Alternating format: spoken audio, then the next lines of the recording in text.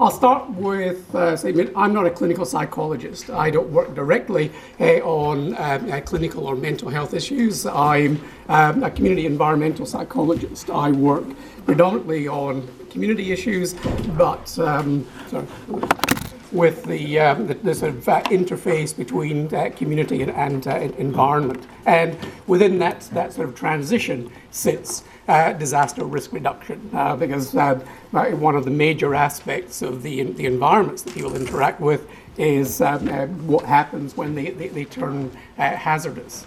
So many of us choose to live in areas where the natural world creates many amenities, but periodically these turn sort of hazardous. I will look at how to link in some of what we're covering to tie in with your interest in sort of mental health. But there are a couple of things that I want to cover. First of all, it's about we have many disasters, but we also have relatively few disasters. And given the fact that these are rare, very complex, and they will change from sort of one time to another, no two earthquakes are ever the same, no two typhoons are ever the same, is that one of the things that we don't tend to do very much about is to actually learn from the events that we have, is to understand what happens, why it happens, and whether or not we can take those lessons and use them to build people's understanding of the relationship that they have with their environment. My principal interest in this area is about readiness or preparedness. I'm interested in why, predominantly in terms of why people do not prepare for natural hazard events that they know are going to occur. So even though people they acknowledge their risk, they do not necessarily prepare for those events. To put it into perspective is that one of the first studies I did in this area was in Auckland in New Zealand, and we asked people, are you aware of the fact that you're living on top of a volcano? 92% said yes, they are. Now, how many of those people did something about it? Now, put this in context, is that this question was asked as Auckland, the local government, was advising people that we were long overdue for an eruption in Auckland. So 92% said, yes, we know we live on a volcano. So how many had done something about it? 4%. So acknowledging risk and doing something about that risk is not the same. And yet a lot of risk communication is, as the name suggests, about communicating about risk, is not actually that effective. So I'm interested in identifying what people have to contend with and what they will need to be able to do in order to deal with that. So how do we develop adaptive capacity and resilience to be able to deal with highly infrequent events, but events that are very challenging, very complex, and may last a considerable period of time. And for this particular meeting, I also want to sort of reframe some of that in terms of what does what I do mean for what you are interested in. So we understand how people, communities, and societies interact in different ways. What does that mean for understanding the context in which you're going to develop and deliver psychological intervention? Particularly in terms of how do we prepare people to, in terms of like a kind of stress inoculation for natural hazard events. So the overall goals of my research sort of fall into three categories. I'm interested in understanding the resources that people can bring to bear to deal with challenging and adverse experiences. And I'm interested in how that sort of translates into what are the psychological and social factors that influence people's ability to anticipate what they're going to have to deal with in the future. How they use those resources to cope with and adapt to complex, evolving, and consequences which are very difficult to anticipate. We'll talk about some of those later. And we do that so before, during, and after the hazard event itself. the before issue arises, this work again sort of developed in New Zealand, and that was strongly influenced by preparing and readiness for volcanic eruptions. And volcanic crises are quite unique in that some can be preceded by very long, what's the word I'm looking for? Precursory periods. In some cases, like in Rabaul, the precursory period was 20 years. So people knew that something was quite likely to happen, but not much did. And there are a lot of issues that arise beyond that, which we want to go into today. So really sort of puts what I do sort of into perspective. Now, hazard events do not occur all the time, sort of, fortunately. Otherwise, we would be in a bit more trouble than we actually are. But in terms of the nature of the experiences that hazard events create for people, is that the best way to learn anything is by example. And when we do get when we do get sort of disasters, is that we could learn a lot about what people will have to contend with, what works, what doesn't work, what has to change, and so on, by not only analysing and researching within the context of that response, recovery, and rebuilding, but taking those lessons and using them to build greater capacity into the future. Now these issues are being sort of embodied more in concepts of like sort of build back better and linking relief, rehabilitation and development. But do we do this? Well, the answer is really no. And famous quote from Hegel is that what experience and history teach us is that people in governments have never learned anything from history or acted on principles deduced from it. And if we translate that into a DRR space, is that our failure to research people's experiences, to encapsulate those experiences in sort of developmental programs, is making a clearly avoidable contribution to sustaining people's vulnerability. And the very infrequent nature of these events makes it quite important that we look at ways in which we can learn from these events. Now, in terms of what I do, in terms of being interested in preparedness and readiness, it is an area that has become much more common over the past 30, 40, 50 years. But in researching readiness, is that the earliest example of a public pronouncement of the need for readiness is fairly local. It's been around for 2,500 years ago. Confucius was arguing for people to be vigilant about their environment, to be sort of cautious about overestimating their security and safety in times of plenty. But 2,005 years later is really good for me because it gives me lots of research grants because nobody is doing these things. But at the same time, it posts a very sort of clear warning: is that as these events become as the potential for disasters, as Tom, aka Reiner, introduced yesterday, we're going to have to deal with more of these events, and we should be doing a lot more to learn the lessons from what happens. Now, I guess really sort of my version of what Tom talked about yesterday is the yellow line is the number of hazard events worldwide from that 2000, well, about a period of I think about 100 years.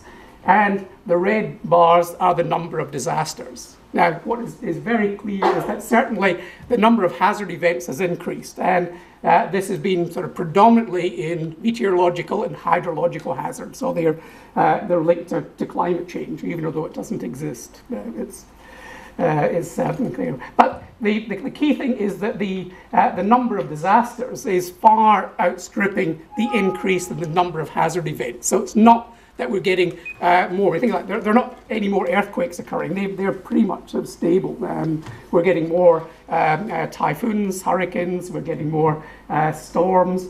But there are more and more people living in areas which are putting themselves at risk. There's more and more development that is taking place within these areas, so that when those hazard events occur, the losses are increasing sort of exponentially. So it becomes important to look at, how do we reduce this gap? And most of these are decisions that we have some control over, because we are deciding to live and develop in a particular place. We are deciding to have families. We are deciding not to build to codes or to maintain or to perform the kinds of activities that will reduce our exposure.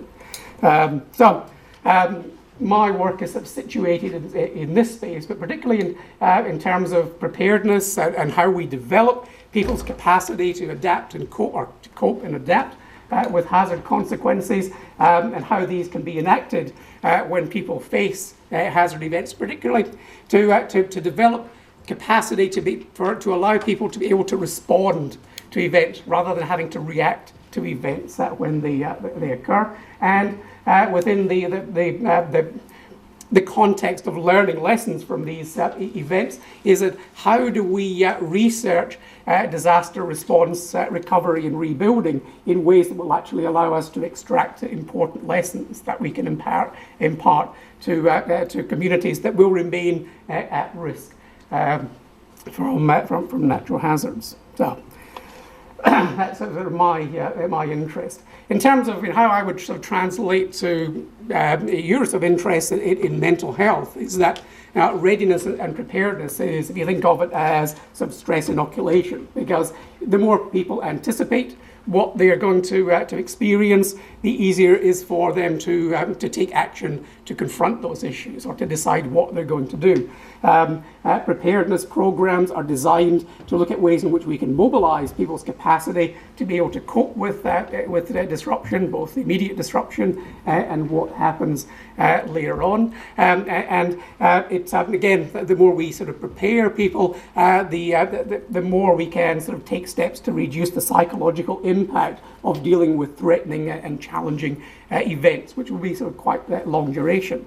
A secondary reason for looking at that sort of process is that given the sort of increasing sort of likelihood of the increasing numbers of people who are going to be affected by disasters, mental health resources are limited. You will not be able to provide appropriate services for everybody. So it is good to be able to reduce the demand for your services, to be able to assess those that are likely to be able to respond better than others. So to have that kind of mental health triage is to be able to direct your services to those that are going to benefit most from those. So if we have inadequate resources, we can develop this work into ways in which we can prepare more effectively about the use of resources that we have. When we look at the kinds of events that occur, the earthquakes and tsunamis are still the big ticket hazards, followed by flooding and wave surges. But in this context, I think that what is very important in this area to appreciate is that the locations that are most likely to be affected by these events, the countries and the areas that are most likely to benefit from psychological research and intervention, tend to be very different from those countries where theories, models and practices have tended to develop, which is still predominantly sort of Western countries. And if we, on an international stage, if we think about these issues, is that theory and practice must be able to function effectively across a range of different hazards. So we must be able to apply our skills, our knowledge, our capabilities, no matter what has happened, so whether it's an earthquake, a flood, or a pandemic. We need to have good sort of evidence-based models that will guide what how we operate. But given the distribution of hazards and the populations that they're going to interact with, it also becomes important to understand sort of cultural and indigenous sort of diversity, and to understand whether and how our theories are going to be applicable across that type of social and cultural diversity. That raises issues about whether or not the theories that we use to guide our practice are culturally universal. Do they, can we identify sort of common aspects of how we manage our mental health problems? Can we identify common aspects of a theory that would guide disaster risk reduction? So, situated, puts into sort of context what I'm interested in, which is predominantly in sort of learning more about the sort of the universality of psychological theory and how the cultural similarities and cultural differences can be accommodated into training and practice. We obviously need sort of an evidence-based approach. Tom's going to be talking more tomorrow about some of the methodological issues that arise in what is a very sort of complex area. But having an evidence-based approach is quite important, although we may have to rethink what actually constitutes evidence in the future. So this is where my sort of research sort of comes into this, is that this is work that was really driven by, I was a member of the Risk Interpretation and Action subgroup of the IRDR, and part of my goal there was to look at the all hazards utility of particular theories. So many theories of readiness are developed for a specific sort of hazard. But the IRDR were looking at whether or not it was possible to actually develop theory, or could we actually demonstrate that the theory was applicable irrespective of the hazard that we were dealing with. And that's quite important because hazards differ in terms of the outcomes of any sort of readiness endeavours. Preparing for a volcanic eruption is very different from preparing for a flu pandemic. But the theory must be capable, or a good theory must be capable of predicting all of those sort of different outcomes. So in terms of this work is based on trust. And trust was selected as for the sort of kernel for this sort of theory development because natural hazards remain relatively sort of infrequent. Many people how many of you have actually experienced a large-scale disaster? One. Okay, how many of you have not experienced a large-scale disaster? Okay, right. So most of us. Now that creates a bit of a problem because if we don't experience these things, how do we know what we're going to deal with? Now it'd be great, if we could hire an earthquake and take it home for a weekend and see what it's like and find out for real, what works, what doesn't work. That'd be okay. But we can't do that. So we have to rely on other people, and that means we rely on experts, we rely on government, we rely on people with whom we have quite complex relationships with. And if we're going to feel how we make decisions about uncertainty is strongly influenced by whether we trust the people that we get information from. Starting with trust, it was then sort of working. There's a bit more to it than this. There's a lot of things that I can send papers to anybody who wants to look at the development of this model. But working back from that, it was identifying as well, how do people go about making decisions under conditions of uncertainty?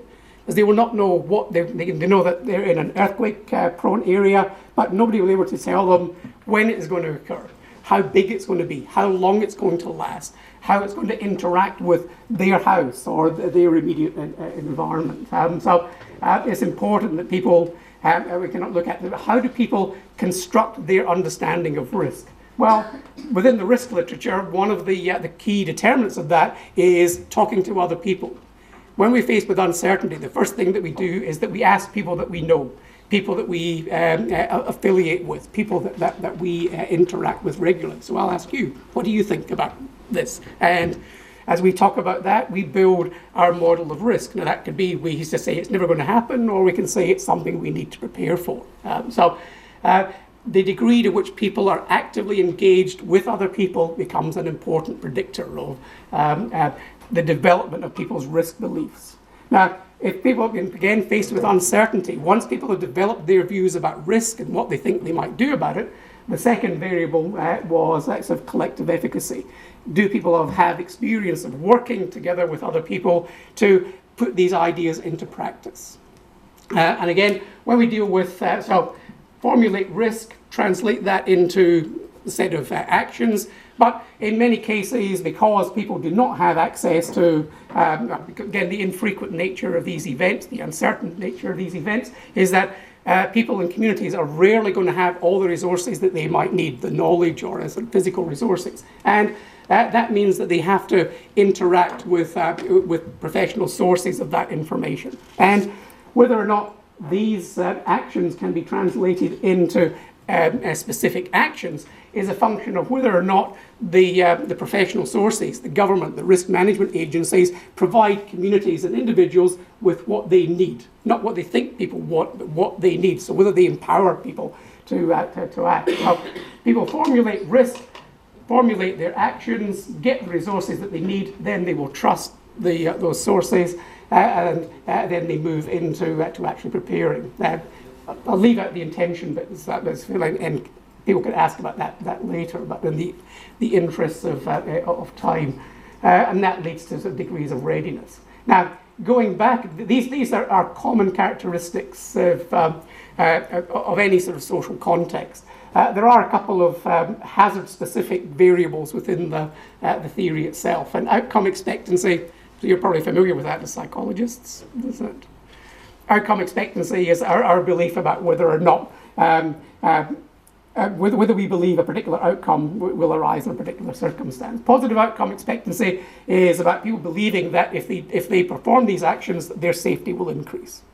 Negative outcome expectancy is where people do not believe that it's possible to do anything to deal with a catastrophic event. So it has a negative influence on what people are likely to do. But anyway, in terms of looking at the all hazards element, this theory has been tested for a number of different hazards. Earthquake, tsunami, bushfire, pandemic. It's also been used on for floods, but we didn't have enough space to put that in. But the key issue is that it's possible to demonstrate that a theory can have sort of predictive utility across a range of very different hazards that involve very different knowledge, very different behaviours. It's also identifying differences in what people have to be able to do and what being prepared actually means. And it would take too long to go into these things. But I'd say that what I'd like you to take from this is that preparedness is not one thing. People need to secure their houses and their property. People need to develop the items that they need to survive. People need to develop the relationships with their neighbours and other community members that they will rely on for help and assistance. People need to be psychologically prepared to deal with the impact of these events. People need to consider their livelihoods and what's going to happen if they can't work, they cannot get to work. How are they going to survive? And people need to understand how they are going to relate to sort of government agencies and NGOs and others in order to further their survival, or how they deal with the events. Now, to test the all hazards part. The second element was about taking on board the fact that disasters are no great respecter of cultural boundaries or national boundaries, is that they occur around the planet. And as a consequence of that is that the impact on people that differ very substantially in their social and cultural characteristics. So the next question is, can something like this work across different cultures? Well, it can, at least to some extent. I'm going to use earthquake preparedness as an example. And this is looking at testing that theory for earthquake preparedness in three different countries.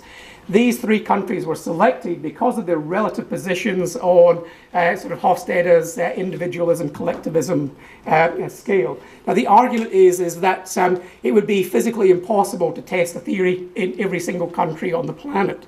But looking at work by sort of Hofstede and others, is that they've been able to identify is that there are a number of key characteristics that define the nature of a given community. And so every country on the planet can be described in terms of its relative position on, in Hofstede's model, one of 5 sort of dimensions.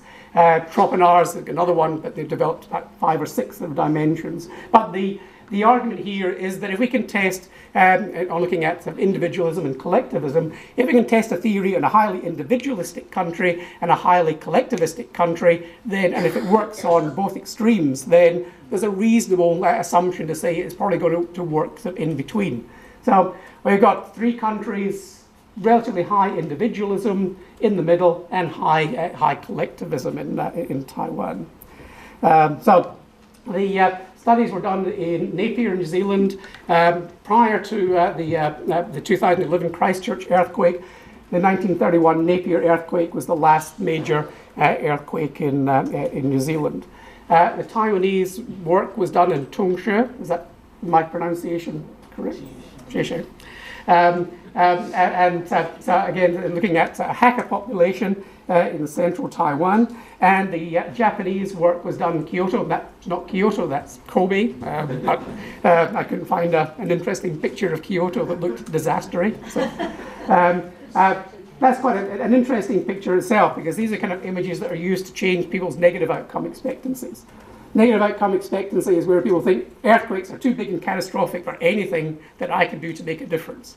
So if you show people pictures like this, you can say, well, what's happening here? Well, this building collapsed, but this didn't. Therefore, the earthquake is not uniformly destructive. Somebody must have made a decision to design this building better than that building. And that creates these sort of doubts in people's minds, that they start to think that it's possible to mitigate these the risk. So taking the relative positions of New Zealand, Japan, and Taiwan on Hofstede's individualism and collectivism scale, the theory was tested in these 3 communities. And although there are some path differences, is that overall the variables and the relationships between the variables were broadly supported across these different areas. We've done something similar for volcanic preparedness, which looked at New Zealand, Japan, and Indonesia, and forest fire preparedness, which compared Australia and Portugal, and the same conclusions prevail. There were some sort of interesting issues, but again, I think that it's possible to develop a theory which may have some sort of cultural sort of universality. Now, it is important to understand is that because when we look at things like sort of community participation, people in every country participate in things with other people in that country. So all we're asking is, do you participate with others? And that provides the context in which risk itself is discussed. We're not saying, we're not assuming that they all participate in exactly the same way. So developing a more sort of generic framework allows for that sort of comparison to take place. Now, the Taiwanese work was done in a community that had been affected by an event, but most of the most readiness or preparedness research tends to be conducted before events have actually occurred. Otherwise, there'd be little point. But it does raise certain questions, and that is, to what extent is research and a theory that's developed out of the context of an actual disaster a good predictor of what happens in an actual sort of disaster? So is there a parallel between what people identify in a sort of readiness space found in how people actually deal with the effects of a disaster? And that's the whole point about preparedness research, is to identify what is going to make a difference to people's ability to cope, adapt, and recover as much as possible using their own resources. In terms of in the context of the present meeting, there's also sort of interesting to understand what happens in the sort of response and recovery space in terms of what kinds of natural recovery processes take place. So what do people do when they are affected by a natural disaster? And kind of that sort of natural recovery? Are there sort of commonalities in terms of the things that people do? And if that occurs, what does that mean for your developing and delivering psychological intervention? So it's sort of understanding that sort of context. How are you going to ensure that what you do sort of complements those natural resources? Because if you go in and work with people, unless you're going to work with those individuals for several years, is that you have to ensure is that do no harm, but it's ensuring that whatever you deliver will sort of match onto or map onto what those natural recovery processes are, so that you're effectively bolstering those natural resources, and people's recovery will continue even if you are not there to continue to work with them. So that's the goal. So to what extent can we provide, or to what extent do we see these sort of parallels sort of taking place between the sort of preparedness research and recovery research? Well, the first example draws on the Christchurch earthquake, and the studies I conducted about 6 months after the 2011, so the February 2011 earthquake. We did interviews with affected communities in sort of July and August. So they'd had the February earthquake and a major June aftershock. So it was working with people while they were going through their actual recovery. And this used sort of a technique called life course interviewing. I don't know if you've come across that. Life course interviewing is that you start with, you ask people to map out their experiences. So you give them a big, a blank graph which has earthquake and present day. And then they sort of plot out what went well, what went badly, and you can map out those experiences. And so people outline the sort of temporal course of their experiences, and then you conduct interviews around each of those points. So and people said this worked really well. Why did that happen? What did you do? What did others do? So we can build a picture, and although the data is still sort of retrospectively collected, it allows for a smoother temporal flow of information to capture what is sort of changing over time. Now, in terms of the time issue is quite important, because people identify different aspects of readiness being important at different times. So they recognise that they should have done a lot more to secure their homes. That's quite a big issue. As many people were displaced unnecessarily simply because they hadn't secured their chimneys or done even sort of basic preparation to secure their huts. In the immediate sort of impact period, people experienced greater problems because they had to go out and find water. They had to find food. It was also interesting that this event, the event on which this research was based, was in February 2011. That was not the first earthquake in this sequence, which was in September 2010. I give it an example of what's called the gambler's fallacy. Have you come across that? Well, earthquake in September 2010, for many sort of Cantabrians, that's it. Those earthquakes occur in Christchurch, I think it's once every 2,000 years. So the gambler's fallacy is, okay, that's our turn, done, no damage, we don't need any of this preparedness anymore. So many people became less prepared. But in that impact period, the kind of things that people talked about that made them sort of resilient or helped them cope was, we need to have more food and water. We need to have medicines. We need to have things to keep the kids entertained. We need to be able to do this without any external sort of help. And they identified psychological preparedness as important as physical preparedness. Is dealing with constant aftershocks, and that was over a 2+ year period. When did they stop? The last significant big one was December 2012. So you're looking at almost 18 months, 2 years worth of constant sort of aftershocks. The third thing that people mentioned was once the sort of dust had settled and things that when in between sort of major aftershocks, is that you had to be able to work well with other people in your community to shore up houses, do running repairs. There were also issues about people's jobs, as nobody had thought much about what happens if I can't get to work? What happens if my workplace shuts down? There were many secondary problems that arose just because these issues had not been dealt with. And within 3-4 months is that it was all, the major sources of stress were nothing to do with the earthquake. It was dealing with insurance companies, dealing with the national government agencies, dealing with local government agencies that people had to cope with. So what made a difference to, what influenced all these? Well, quite a lot of things is that there were many elements that influenced what people had to do. And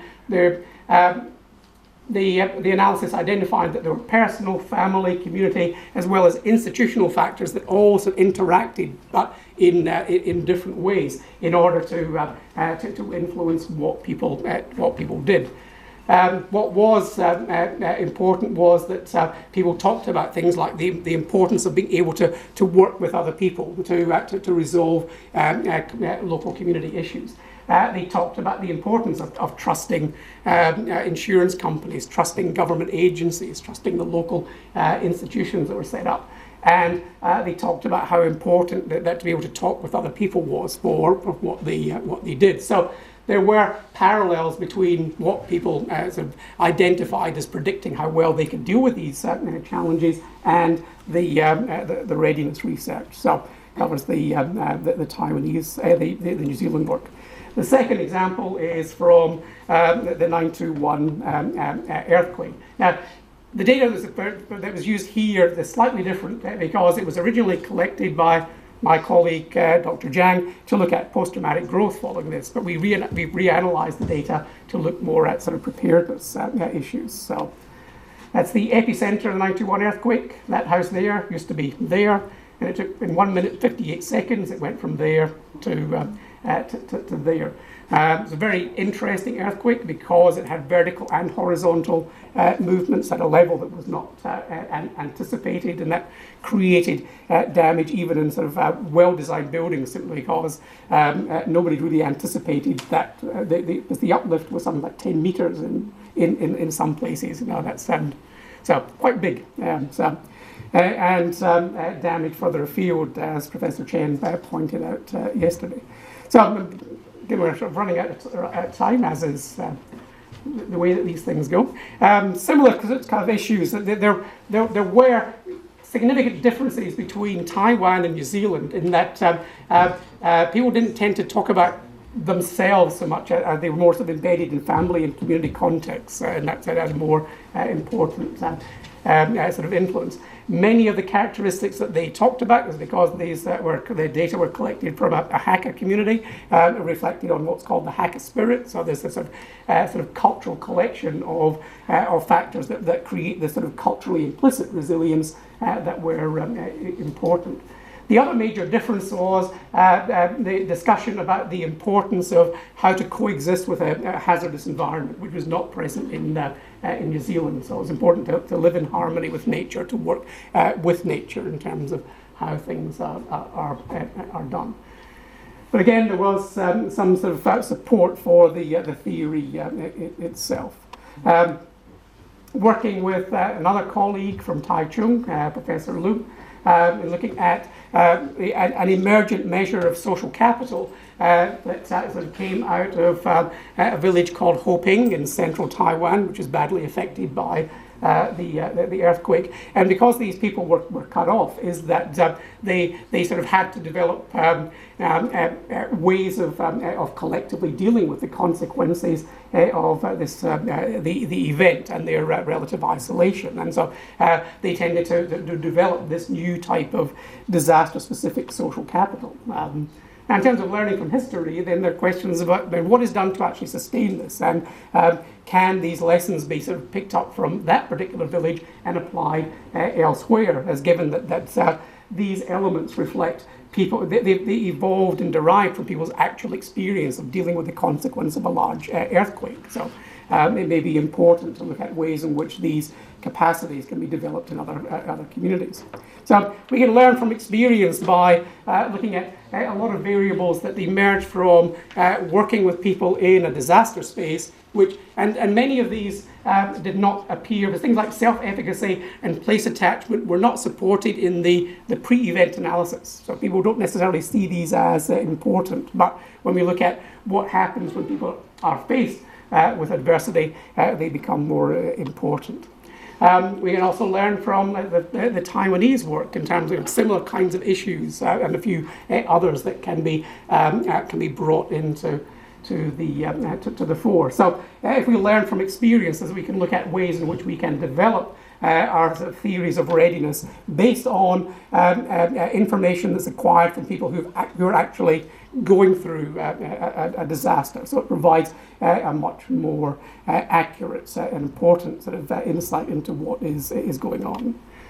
In both countries, we also need to look at more sort of cultural and ethnic issues, and the hacker spirit tended to create this type of sort of although the variables could be identified in their experiences, amongst the hacker, they were much more sort of culturally implicit than they would be in New Zealand, because they were more separate. And again, in New Zealand, Maori culture tended to sort of encompass a broader range of these characteristics within a sort of suite of activities, so that they are implicit within how they live their lives, rather than on how they would need to be developed. So we need to think about how to develop some of these issues. So, in conclusion, I think particularly in disaster risk reduction, there are huge debates about what resilience is and what it looks like and how we measure it. I tend to think that I would like to argue that readiness and resilience are very are intertwined, and that the elements that contribute to resilience are things like social and psychological capital and economic capital need to be invested in specific types of sort of disaster preparedness. Resilience is itself context specific, so we need to look at, well, how do we take what resources people have, and how do we facilitate people's ability to apply those in complex and challenging disaster events. And so readiness is an important aspect of that sort of translational process about how we invest in what is happening. Now, this also means that we have to change the way in which we think about disaster risk reduction, is that most of the effort is currently sort of nested within risk management. So people who specialize in working with and researching the hazards themselves. I'd argue that that's kind of pointless, because the things the resources that are going to be invested come not from any sort of hazard space. They reflect people's the outcomes of people's accumulated experiences over the course of their lifetime. And developing these capabilities is much more of a community development activity than a risk management activity. We develop the raw materials through community development and look at how to apply them through risk management programs within a sort of a community engagement sort of context. Also important to think about how we tend to sort of conceptualize the social space in which people are situated. Again, this is sort of my sort of take on this, is that strengths or resilience factors and vulnerability factors coexist. They don't exist across a continuum, so you're not resilient at one end and vulnerable at the other. So things like self-efficacy makes us more resilient. If you get low self-efficacy, you're just not that resilient. It doesn't make you more vulnerable, whereas things like learned helplessness makes you more vulnerable, and the higher that is, the greater the vulnerability. So it's possible to identify elements within people, communities, and societies that contribute towards that act as strengths or resilience factors, or that act as vulnerability factors. And when conducting an analysis of these elements, we have to anticipate is that resilient people could live in resilient communities and resilient societies. And we can anticipate that there could be vulnerable people who live in vulnerable communities and vulnerable societies. But it's also possible to have a resilient person who lives in a very vulnerable society, or a vulnerable person who lives in a more sort of resilient society. So in terms of how we start to understand what this means for that sort of overall risk in terms of adaptation, post-traumatic growth, loss, or distress, is that we need to develop more sort of complex analytical frameworks to deal with these issues. We also need to change how we conceptualize risk. If I was to ask any of you what risk is, how many of you say it's about the likelihood of something bad happening? Does anybody know where the word risk comes from? It's an Italian word, I think it's risicare, which means to account for the gains and the losses in games of chance. It's a gambling term. So risk, there's a risk of bad things happening, but there's a risk of good things happening. And I think, again, to look at the local context, if you look at Chinese symbol for the crisis, it's a mixture of a danger and an opportunity.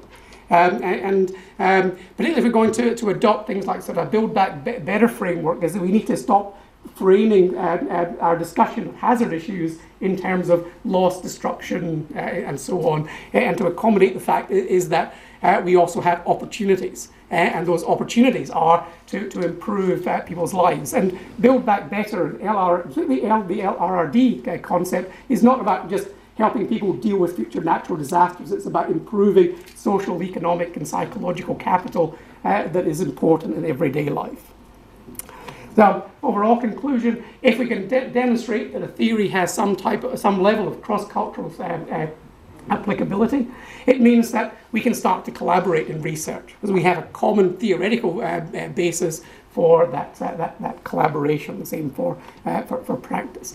If we can develop more sort of universal or sort of cultural general theories, it also means is that sort of developing countries which could ill afford to actually do this kind of development work themselves will be able to use those theories as a starting point to develop their capabilities. It can also be used for humanitarian aid planning.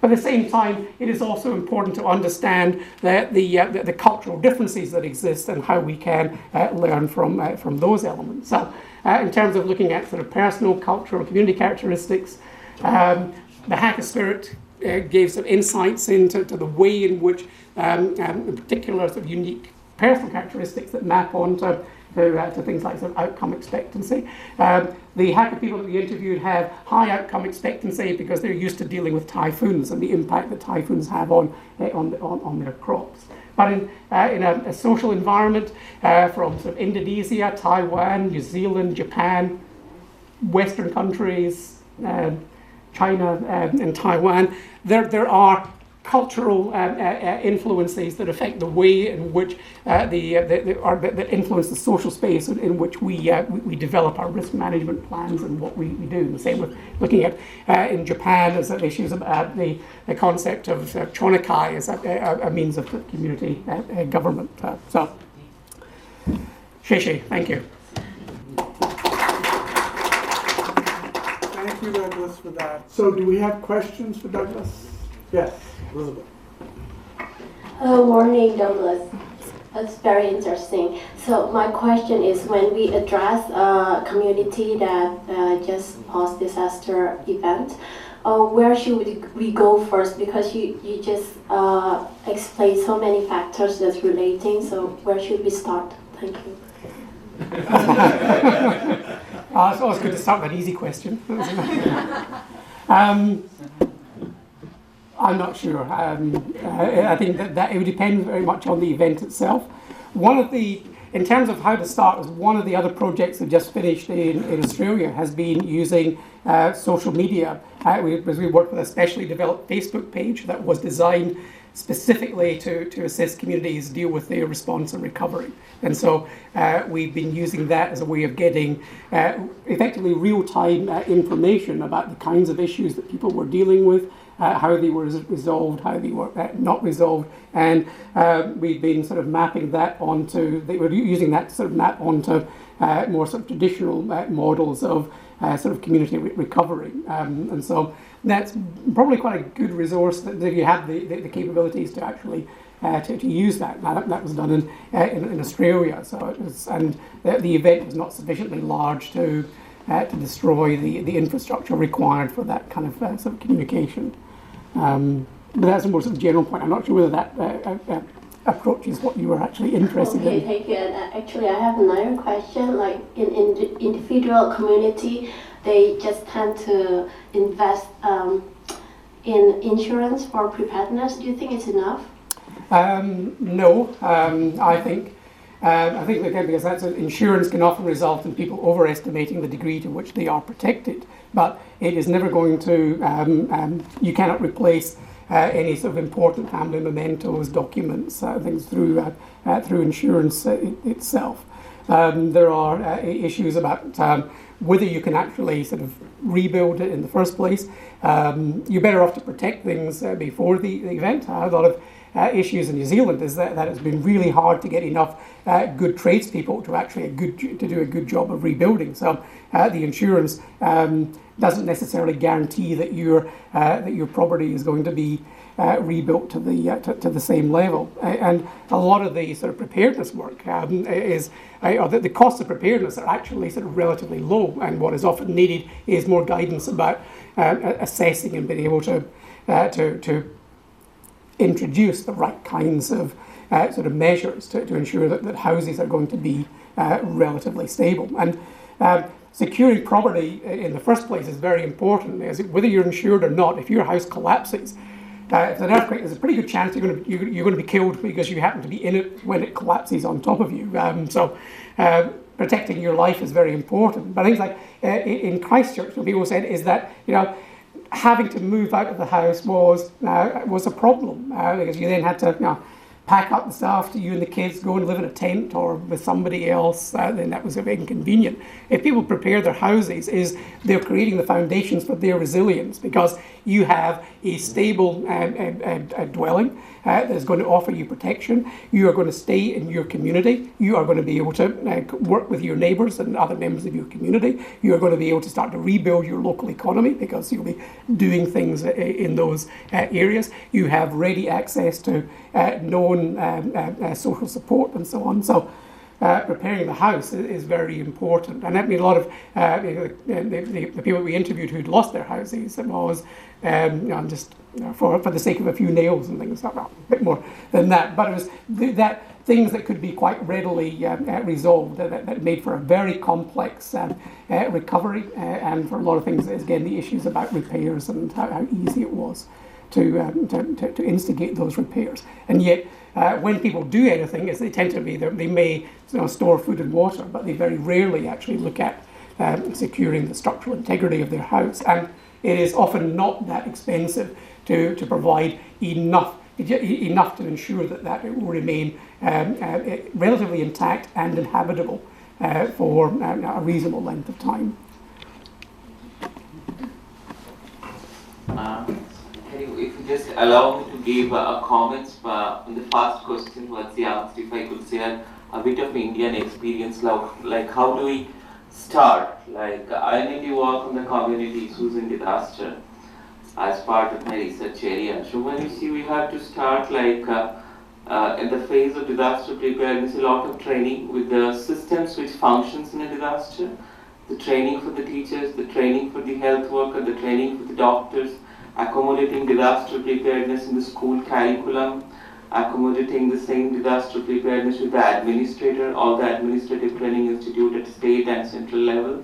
And in all this training also we have incorporated that there must be a session on psychosocial issues. So at least the teacher, administrator and everybody knows with the practicality how mental health aspects and community aspirations are connected to engage into the aspects of facilitating resiliency or rebuild resiliency.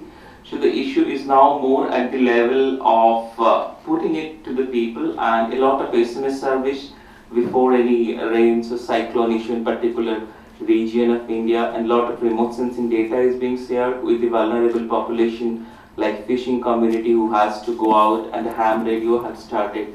So these are some of the initiatives, and to look that community voluntary system, what you said, I really liked it very, very much, because we see that when the voluntary spirit is high in the community, automatically disaster resiliency goes higher. So in that context, engaging the community and systems become very important. And thank you for this wonderful talk. Thank you. Okay. I would also like to... Sorry, I think she was next. Okay. Douglas, I appreciate your presentation, especially in the part of the conclusion, where you emphasize that after the prevention and response, there should be recovery. because in the Philippines, specifically in our province, in Albay, we have been awarded for DRR, but they admitted that they lacked in the recovery part, especially in being gender specific, and also in the children, where we have the girl and the boy children, and being very specific for their needs, especially in disaster. So I'm really banking on your last note, where you said we could support probably financially or technically in terms of funding, or like supporting the programs that we have started for psychological wellness program. Thank you. Well, yeah. Yeah, thanks. It was really a nice talk, quite insightful. What we have done in India, like there is, I don't know about the other countries, but we are having civil defense volunteers. And we have started training the civil defense volunteers, because whenever there is some disaster, the first people who respond to the rescue function are the civil defense volunteers. So when we give them the training, the preparedness training and the orientation about how the psychological factors are important, we have found that that is working well. And another issue that is a request to all the participants here, what I have taken for myself also as this International Union of Psychology is providing all the monetary support to have so that we can learn from the workshop. So whichever the state we go, if you at least contact some of the universities or the schools, so that there we can volunteer as a psychological first aid trainer for, at least for half day or the full day to the students, and that can give lot of support system who can work in their local disaster. So probably we can commit from our part. So that will be of much help. You might also be interested in the Japanese concept of jishubo. That sort of is that is a bit like it's more of a neighbourhood support resource, which has a very strong sort of DRR and response and recovery role, but it does other things as well. So you don't just have volunteers who do DRR work. They also they work in the arts, community protection, crime prevention, across a range of different areas. So it builds a lot of capacity through developing relationships that are independent of, but very important drivers of how well people deal with emergencies. It sort of builds trust and other things, but it works very well because of its links with that particular sort of governance model, where you have a local governance mechanism that translates national policy into sort of local applicability. Can I just add to that response? I think it's a really important point where you're essentially saying, where can we magnify our contribution as psychologists to this response and recovery task? So one example would be in New Zealand is that Red Cross were integrally involved in door knocking and checking on people, but in the Red Cross governance structure they realised that actually they were exposing some of these volunteers to quite tricky situations. So one of their commitments was to better prepare their volunteers, but they were worried about how to do that. So one of my inputs was to work with Red Cross using a train-the-trainer model. So not just going along myself and doing the training, but to train other trainers, and for them to have a handbook that had been properly gone through where they're communicating concepts, and they would get very comprehensive training to be able to do that. So safety for them, safety for the volunteers that were doing it, and a lasting legacy that then they're now prepared for the next disaster, not just that disaster. So really thinking about how you magnify your input. One psychologist has an impact upon the whole organisation, and if you're organised about doing that, using those governance and community trust structures, I think it's an incredible opportunity. Good. Thank you, Doris. I'm interested in empowerment. So, how to assess empowerment in your study, and what's the role of empowerment in DRR? Thank you. Empowerment is effectively a two-way process, because it is about empower people who interact with empowering settings. So people need to be able to define the issues that they face. They need to be able to represent those issues. So it's not enough for a community to say, we need help. They need to say, we need something to help us build this. We need something to give us information on for this group, for children, or whatever that happens to be. So the empowered community is about people who can get together to define their problems, to represent their problems.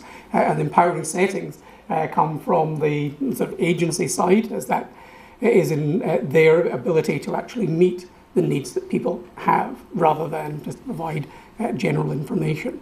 So there are sort of well-established mechanisms to test that. So we have measures for empowerment which have been used in New Zealand, Australia, US, Taiwan, Indonesia,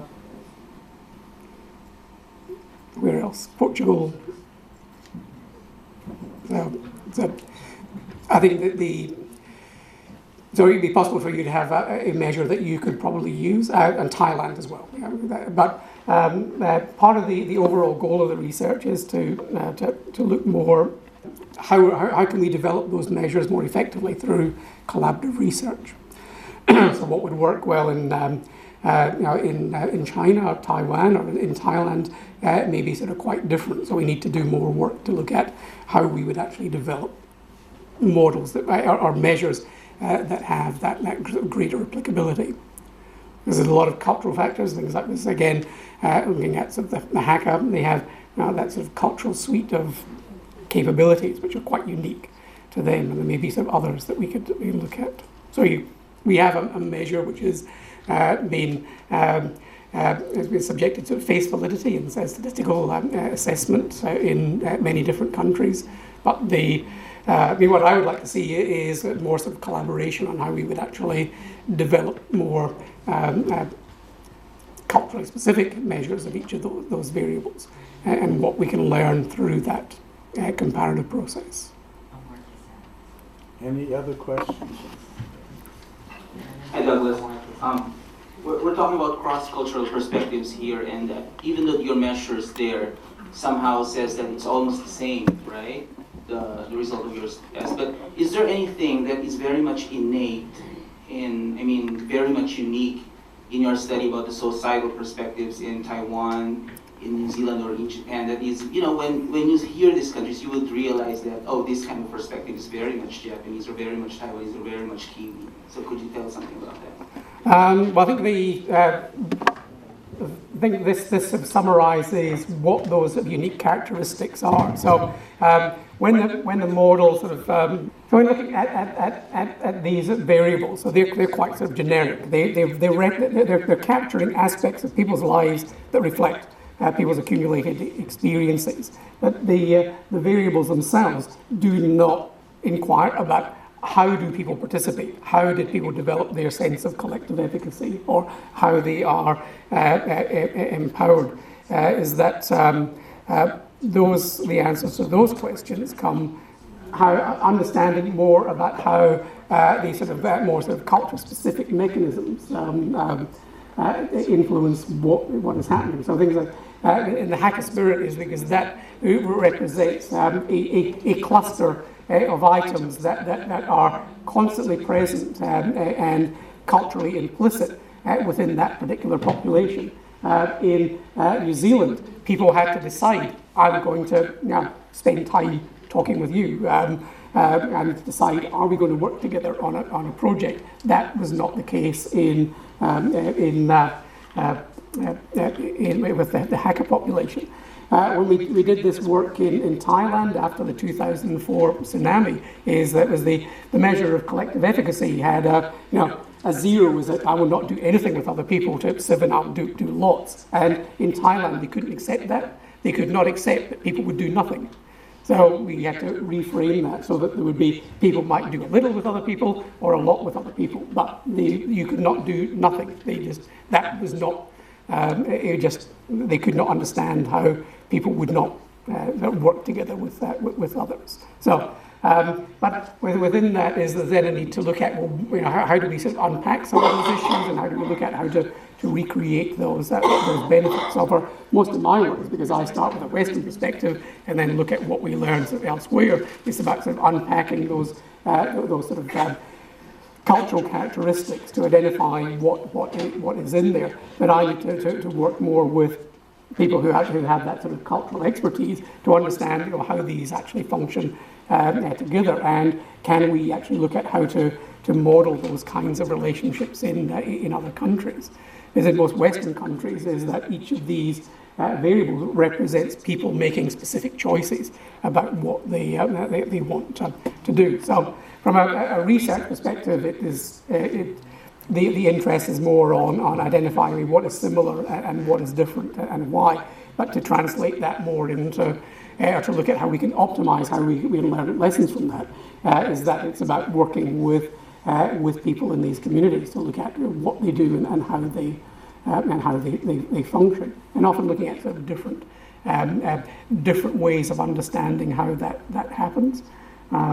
I'm looking forward to what I think is going to be a very exciting project based in Taiwan, which is going to be looking at how art is used for people who were displaced from Typhoon Morocco. So we're working with sort of Taiwanese artists to look at how they are capturing the spirit of their homeland, and whether or not we can actually change or we can develop that so that we can use sort of art, song, music as ways of supporting disaster risk reduction, but to do that in ways which map onto the cultural elements that inform how these issues are sustained. Because one of here's a clue from the questions that I'm going to ask you, is that one of the clues towards learning from history is about how do we go about embedding things within a community. If we have strong cultural capability and social mechanisms, is that we need to start by building from within about how we add DRR or recovery issues onto what people already do, rather than the current process, which tends to be risk management sits out there as a very sort of different field, and you impose those sort of precepts on the people, and often on the assumption that if you tell people that something bad is going to happen, and what you do about it is that, of course, they're going to do something about it, and that works if you're a geologist or an emergency manager, but not for somebody who does not have that training or experience. Sorry. Long answer to last question. I have a question. What would you suggest? And how should we go about sensitizing our government on this, in these issues in our country? Because in my experience from Nepal, the government was on numb for almost a week, at least for the 3 days. And it was just the community, it was just your own family, your neighbors, your friends that were there for help. So, I was trying to say, how do you go about probably just sensitizing the policymakers and something. I think that again reflects on what Tom said yesterday. I think if I could answer that question, I would be a very wealthy person indeed.